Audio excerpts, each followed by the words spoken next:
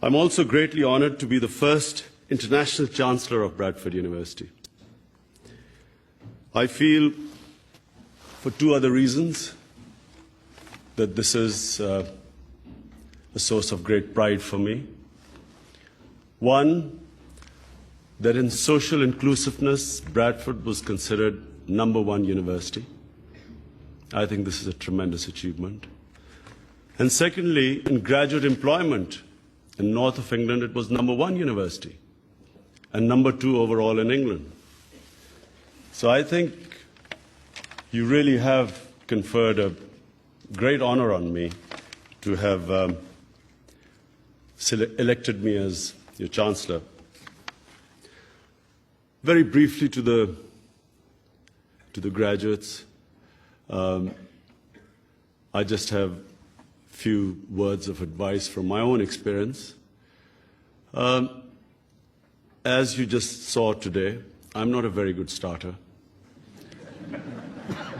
I was always at my most vulnerable when I first went into bat. But the reason I was more successful than others was because I learned from my mistakes. I was better at analyzing my mistakes and then correcting them than other people. Successful people are not those who don't make mistakes, but who analyze their mistakes and eliminate them. When I came into cricket, after my first test match, I was dropped, kicked out of the team, didn't come back until 3 years later. When I was trying to make it, everyone used to tell me, you don't have the talent. My older two cousins, who were my role models, they used to remind me were far more experienced than talented than me at my age. And throughout my cricketing career, I was told that it's impossible. You cannot do it. Similarly, when probably far more difficult than playing cricket was building the first cancer hospital in Pakistan, I held a conference of the top doctors in the city. Out of the 20 doctors, 19 said that it was impossible. You cannot build a cancer hospital in Pakistan. I also had a lot of ridicule, people laughing at me throughout various stages of my life. But this is really what I want to tell you. Successful people are fearless.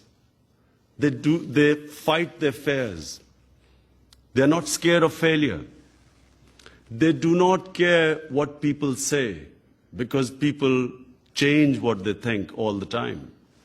I remember going into bat and a whole crowd of people in Lahore Cricket Stadium cheering me, Lion of Lahore. I got out first ball and the same crowd started jeering at me. And the next day when I did well in bowling, again they cheered me. So I realized that public opinion is fickle. Do not allow your lives to be driven by what people say. Go by what your objectives are, what your passions are, what your ideals are. And never ever downgrade your ideals in moments of weakness. When you've suffered a setback, that really is the time to reflect why you've suffered a setback. And correct the mistake and keep going towards that ideal. Because the problem is, it's not a defeat that destroys you. It's being demoralized by defeat that destroys you. As long as you keep learning from defeats, you will always keep coming back and get stronger all the time. I wasn't the most talented, but it was this ability to keep coming back that I succeeded. People still laugh at me in politics. They think that I won't make it. But I think I will, after Harold Wilson, I'll be your next Chancellor to become the Prime Minister.